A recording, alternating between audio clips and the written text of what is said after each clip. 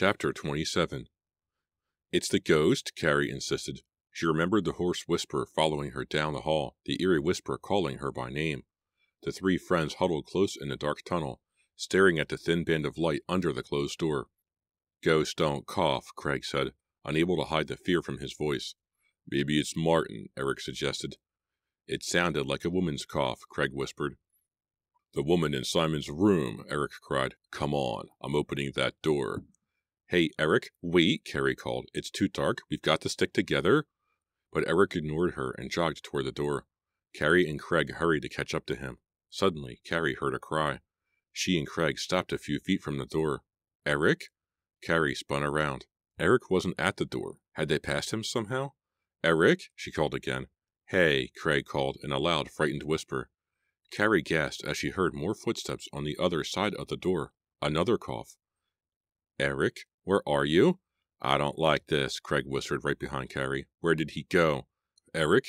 Eric? Carrie called. She grabbed Craig's arm and held on tight. Where's Eric? He's disappeared? Chapter 28. He disappeared into thin air, Craig said, his voice filled with panic. Come on, we've got to do something. But where? Carrie started, but she was interrupted. Help me. Eric? Carrie cried. Get me out of here. Yes, it was Eric's voice. It sounded as if it were coming from the floor. Where are you? Carrie cried. Be careful. There's a big hole in the floor, Eric called. A trap of some kind. Carrie and Craig turned and found the hole in the floor against the wall. I think it's some kind of vent, Craig said, bending down. Someone left the cover off. I don't care what it is, Eric grumbled. Get me out of here. Carrie and Craig bent down over the vent, grabbed Eric's hands, and pulled. A few seconds later, he was standing beside them. For a little guy, you weigh a ton, Craig grumbled. Eric started to reply, but was interrupted by a voice from inside the lighted room. Is somebody out there?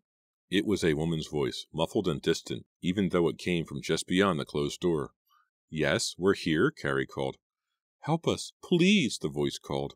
Stepping away from the open vent, Eric hurried over and tried the door. Locked. Craig moved up beside him and pushed against the door with both hands. The door seemed to give a little. We can break it open, Craig said. Eric pushed against the door, giving Craig a doubtful look. Use your shoulder, Craig said. The wood is wet and weak. If we both hit it together, it should pop open. Eric looked back at Carrie. Get ready to see your ghost, he said. Can I help? Carrie asked. There really isn't room, Craig replied. Come on, Eric, let's give it a try. They backed up a few steps, then came lunging at the door, hitting it together hard with their shoulders. Both boys cried out on impact. The door gave way easily. All three of them cried out in surprise when they saw who was in the tiny room behind the door. Chapter 29. Jan ran toward them and threw her arms around Carrie in a long, grateful hug. Jan, you're here? Carrie cried. I don't believe it. I just don't believe it. And then Carrie noticed the movement at the back of the small room.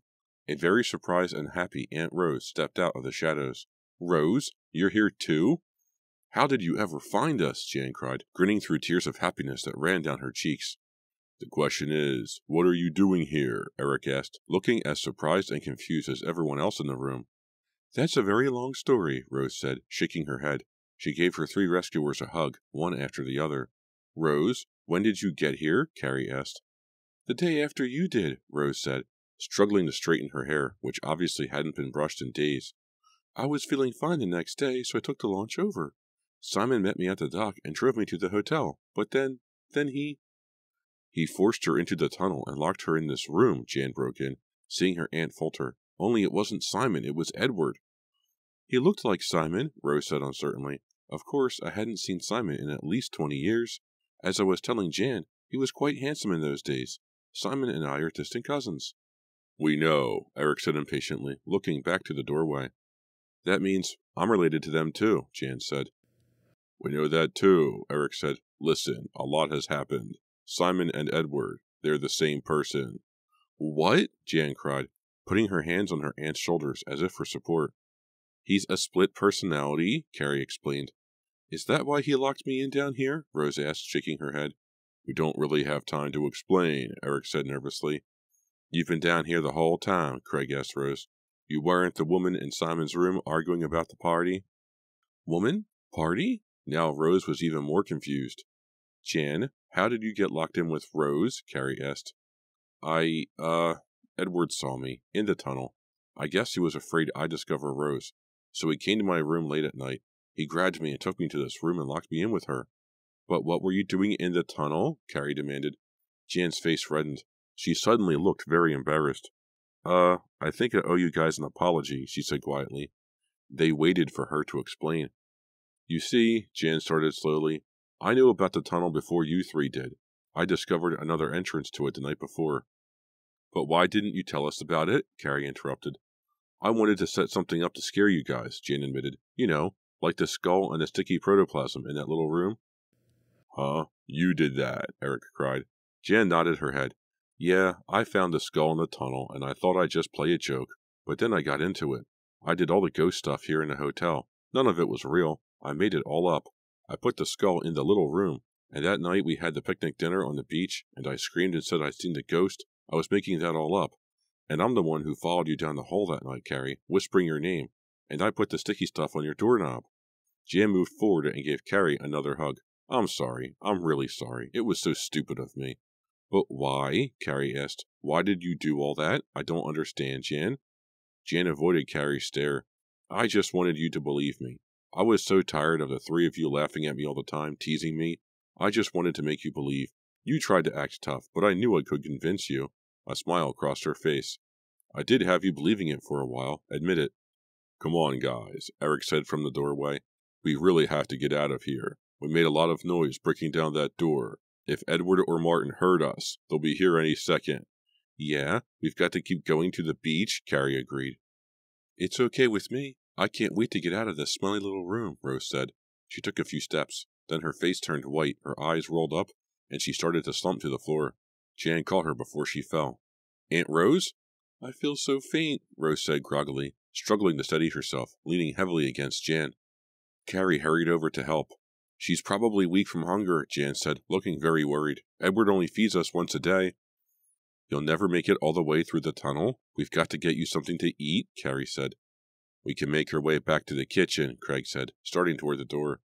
But what if Martin or Edward? Eric started. We'll have to take our chances, Jan said. Come on, we'll grab some food for her and then go out the back way. With the two girls helping Rose, they made their way back the way they had come, moving quickly but carefully through the dark tunnel. Watch out for the spider webs. They're just around this corner, Carrie warned. They ducked low to avoid them and kept walking. We're going to be lost in this darkness forever, Carrie thought, supporting Rose. But to her surprise, the door leading to the dining room appeared quickly. Eric pushed it open a crack and listened. No one there, he whispered. Come on. They pushed the door open just enough to slip out and crept silently down the dining room wall to the kitchen. Now what? Craig whispered. It's too dark. We have to turn on some lights, Carrie whispered. It took Eric a while, but he managed to find the light switches. He clicked on one row of fluorescent ceiling lights. The kitchen was clean and bare. The stainless steel work counters had been cleared. Copper pans of varying sizes hung above the enormous range. Carrie had her eye on the kitchen door. Were Simon and Martin out in the woods trying to track the three teenagers down? If so, they would be safe here a while. But if Simon or Martin returned from the woods, they would see the kitchen light. And then... Carrie and Jan helped Rose to a narrow rectangular table at the back of the kitchen, probably the table used by the kitchen staff for their meals. Making sure that Rose was seated comfortably, Carrie hurried to the refrigerator. How about tuna fish salad? Carrie asked, pulling a large bowl off a shelf. Thank you, dear, Rose said, her face still colorless and drawn. Carrie carried the big bowl to the table, put it in front of Rose, and found a fork for her. Rose ate hungrily. Carrie and her friend stood waiting, watching, listening for any sound from the dining room. We've got to get out, get out, get out, the words repeated in Carrie's mind. Get out, get out, get out. After a few minutes, Rose put down her fork. Already she appeared to be stronger. Some of the color had returned to her face. Please, tell me, what is going on here? She asked. Carrie started to answer, but stopped. Her mouth dropped open in horror. Everyone turned to watch Martin stride into the room. Chapter 30. No, get out, Carrie screamed without realizing she had done so. Martin stared menacingly at her, his black hair a wild halo around his head. Please, Carrie screamed, let us go. Martin's face softened, still staring at Carrie. He suddenly appeared more confused and menacing.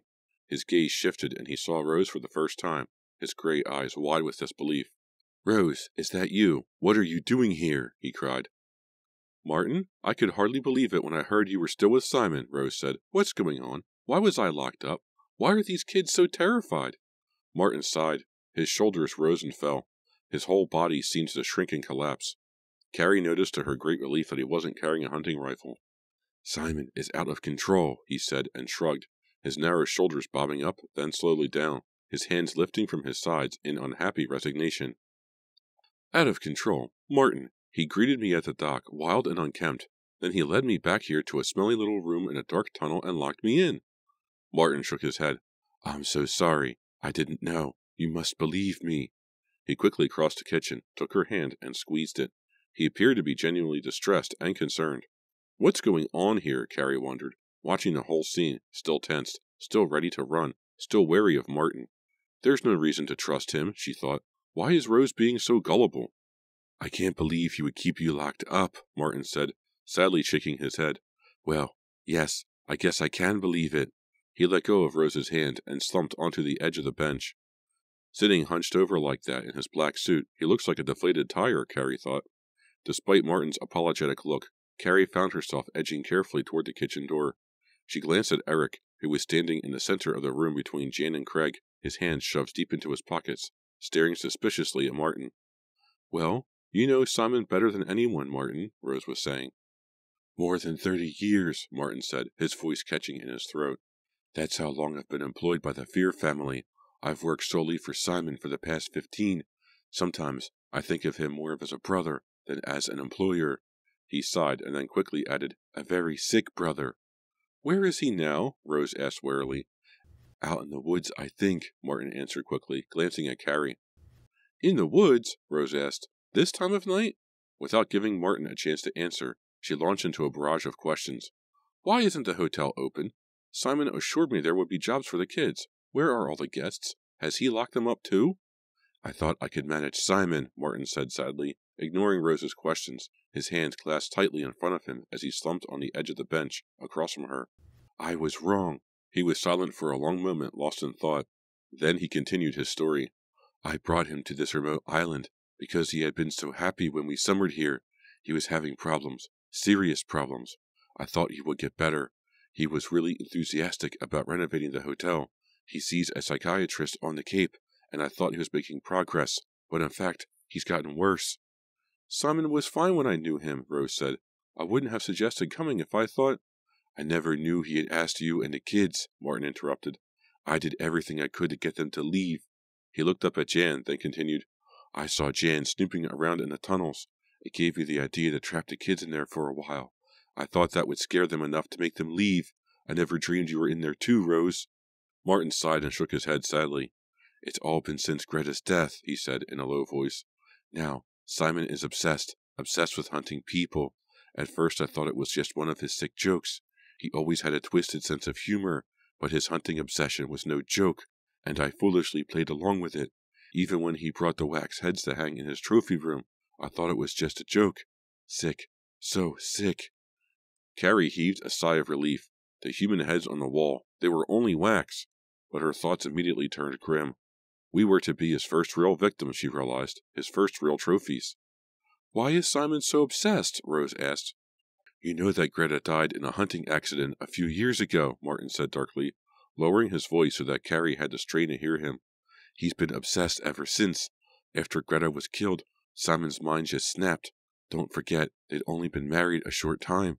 It was too much for Simon, too great a loss. He couldn't deal with it alone, so he split himself into others. He began to assume other identities, to share the grief, I believe." "He's a split personality?" Rose asked. "If he was wild and unkempt when he met you at the dock," Martin told her, "he wasn't Simon. He was his other personality, that of Edward." "I see," Rose said quietly. Carrie couldn't help but feel nervous, standing in this open kitchen. She felt totally vulnerable.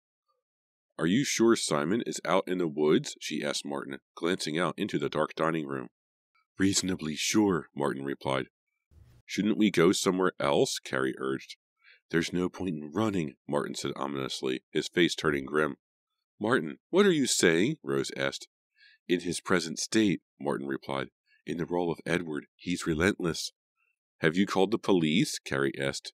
No, he's pulled the wires again.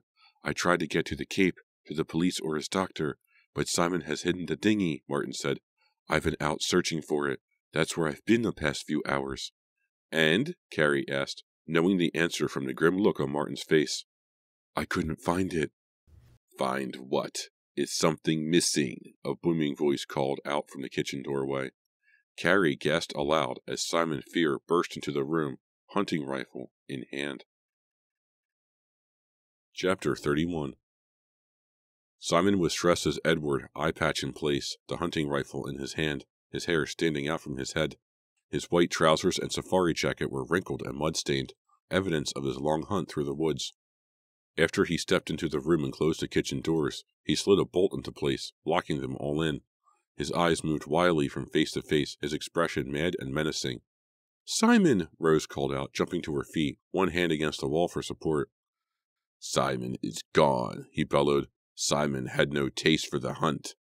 Go get Simon, Rose said firmly. Go get Simon, now, she ordered. I want to talk to him. Her voice was strong and certain, only her eyes revealed her fear. Simon paused for a moment, glaring at her. Go get Simon, right now, Rose commanded. He stared at her a few seconds more, then turned to Martin. What are you doing here? He asked suspiciously. Simon, Martin started, speaking very softly. I'm Edward, Simon bellowed furiously. Go get Simon, Rose repeated. It was clear that Simon had decided to ignore her. He shifted the hunting rifle to his other hand and began to raise it to his shoulder. No, put it down, Martin screamed, moving quickly from behind the counter and rushing across the room to stop Simon. With a loud, angry cry, Simon lifted the rifle, flung his arm back, and sent the thick wooden stock crashing into the side of Martin's head. Martin uttered a startled yelp. His eyes rolled up in his head. He slumped to the kitchen floor, his head snapping back and cracking on the hard tiles. As Simon stared down at Martin's unmoving body, Carrie and her friends lunged for the kitchen door. Pull the bolt! No, push it! Jan screamed in total panic. The bolt wouldn't budge. Chapter 32. It all happened in slow motion to Carrie. She felt as if she were outside her own body, watching the scene in the kitchen from just above it. She was just an observer, watching herself and her friends give up on the bolt that barred the door and turn back to face Simon, watching Rose press against the wall, her hands to her cheeks, her face revealing her shock and horror. Once Simon was certain that the 4 teenagers weren't about to escape, he looked down at Martin, who lay crumpled at his feet, his eyes wide open. That was some story you were telling them, Martin, he said, breathing heavily, noisily, the hunting rifle gripped tightly at his side. Some interesting story. He shifted his attention to Carrie and her companions. Too bad none of it was true, he said heatedly. He raked his hand through his wildly disheveled hair. Then his attention flitted back once again to the unconscious servant. You shouldn't tell lies, Martin. You shouldn't tell lies during a hunting party. Open the door, Edward, Rose called from her spot against the back wall. Open the kitchen door and let everyone out. Why did you tell lies? Simon asked Martin, ignoring Rose, giving no sign that he had even heard her. He prodded Martin's side lightly with the toe of his boot. Why did you tell such lies about me, Martin? I thought you were my friend. He gave Martin a hard kick, then, forgetting him, moved quickly to the 4 teenagers grouped around the kitchen door. Carrie quickly came down to earth, no longer an observer. She felt heavy now, heavy with dread, uncertain whether she could move from her spot. Martin has made it so easy for me, Simon said in Edward's gruff voice, a grim smile crossing his red face. Carrie stared at the hunting rifle. So very easy for me, he repeated, the smile broadening. Carrie stared at the rifle as it moved up to Simon's shoulder. The rifle that he had fired at them in the woods and in the hotel lobby. My own private shooting gallery, Simon said, very pleased. The rifle was poised on his shoulder now. Carrie couldn't take her eyes off it. No, don't shoot them. Simon, Edward, don't shoot them. She heard Rose's terrified screams, but they seemed far away now, somewhere off in the distance. Carrie stared at the rifle until her eyes blurred. No, please, I beg of you, don't shoot them, Rose shrieked. Simon aimed the rifle at Eric, then moved it to Craig, then back to Eric. Staring at the barrel of the rifle, Carrie stepped forward. "Shoot me," Carrie said in a voice surprisingly calm. "Edward, shoot me first." Chapter 33. Simon hesitated for a brief second, then trained the gun on Carrie. "It's too easy," he said with a dry, silent heave of a laugh. "It almost isn't sporting, but I gave you a chance. I gave you a head start." "Shoot me first," Carrie insisted. She took another step toward him. He sighted through the rifle, then lowered it from his shoulder. His expression had become uncertain. "Go ahead, shoot me," Carrie said, standing her ground. Simon stood his ground too, but he lowered the rifle a little more. "Carrie, are you crazy?" Eric cried. He rushed forward and tried to pull her back. She pulled out of Eric's grasp and stepped forward, her eyes on the rifle. "Give me the rifle, Simon," she said softly, reaching out for it. "I'm not Simon, I'm Edward," he said flatly, without any emotion. "Give me the rifle," Carrie repeated, her hand still outstretched. Simon stared back at her blankly.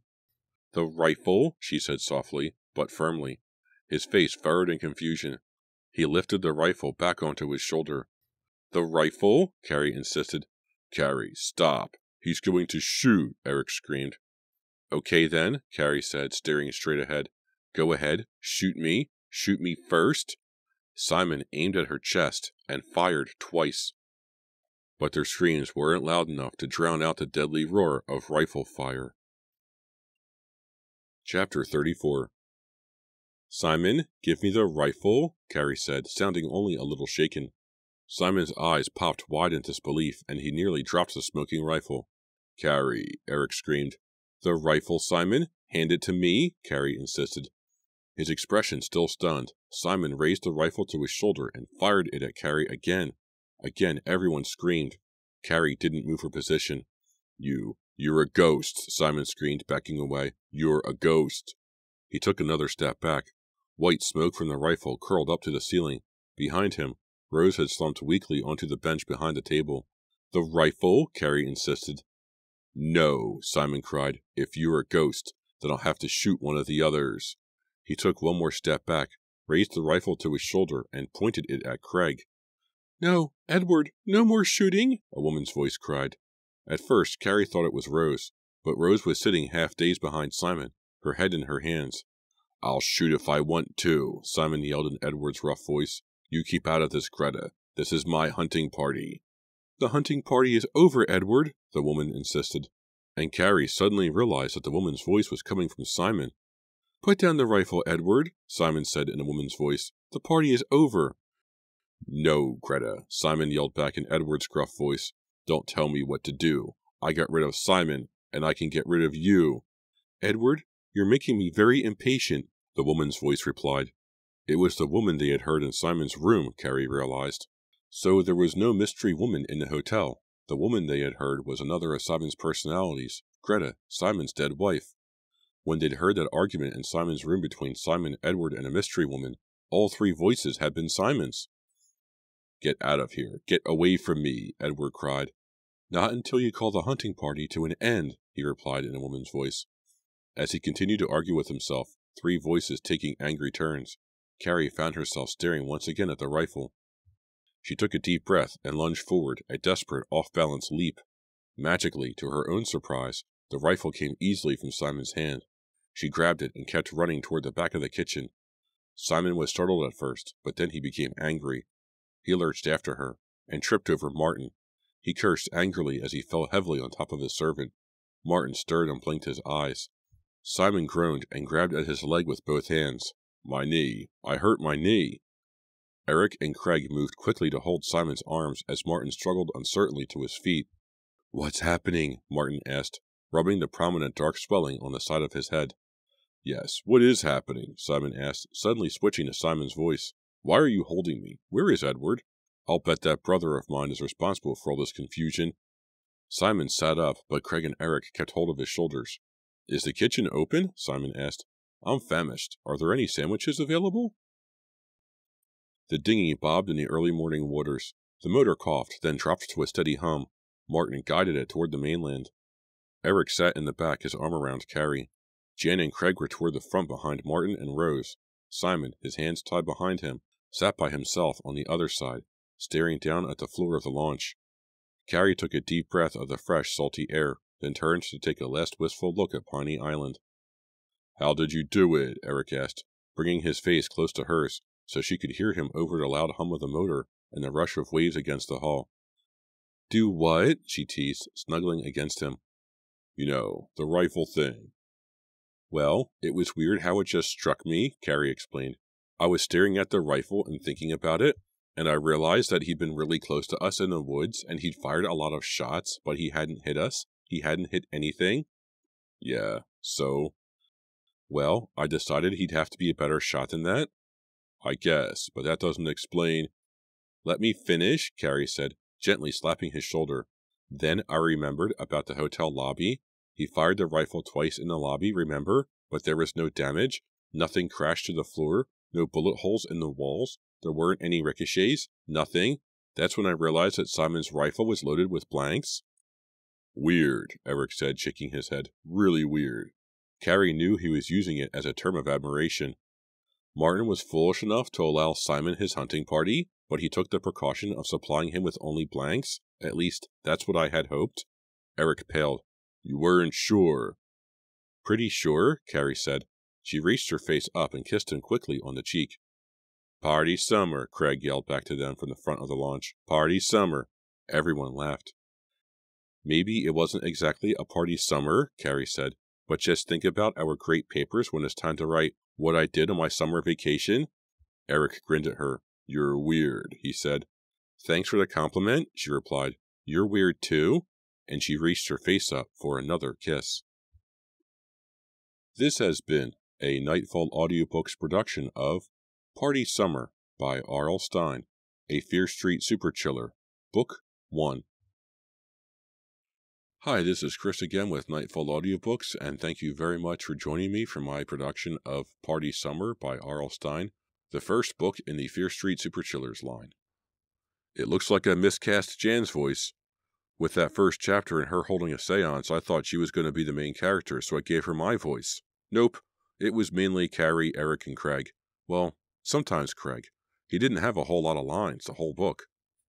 This was a really cool premise, and for the first Super Chiller, what do? We leave Fear Street, we leave Shadyside, but we do play around with some famous Fear Street characters, with Simon and Edward Fear. But there really isn't an Edward Fear, it's just Simon because he has dissociative identity disorder. So he has created other personalities to help deal with the trauma of his wife Greta dying. This was a fun book. I liked it a lot. It had me guessing until the very end. I've read over 50 of these novels from R.L. Stine, and, until chapter 34, I didn't know what was going to happen. How was it going to end? It always keeps me guessing, and that's a hallmark of a very, very good storyteller. If you've read over 50 of these novels and you still don't know how it's going to end, man, you're doing a good job. There is some suspension of disbelief when Eric and Craig fell off the scaffolding and they didn't get hurt, and Craig landed on his feet. It must not have been a very tall fall. And then they went through that tunnel, which was pretty cool, and they found the entrance to the tunnel on the beach. I was waiting for them to use the beach entrance when Simon was hunting them. Like, why wouldn't you? But then they would have found Jan and Rose sooner, and they would have gotten to the end of the novel faster. It would have made more sense. Someone should have said, hey, we can use this entrance and go from there. Do I recommend this novel?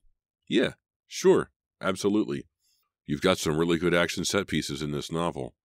The whole showdown with Edward, Simon, and Greta behind the door, and the kids not knowing what's going on, and then the hunting party thing, and the kids renovating the hotel because the workers all left because there were never any workers in the first place. This was really, really well done. There were hints and clues all over this novel to tell you what's really going on, but you have to really pay attention in order to see them. So what should I read next? I don't know. Send me an email, nightfallaudiobooks@gmail.com. I'm also on YouTube at Nightfall Audiobooks. Feel free to like, comment, and subscribe. I love seeing what you have to say. Let me know what you're thinking. I also have a Patreon page, patreon.com/nightfallaudiobooks. Any help would be greatly appreciated. So tell your friends, tell your mom, tell whoever you think would like to listen to me tell them tales from R.L. Stine. Thank you very much for listening, and I will see you next time.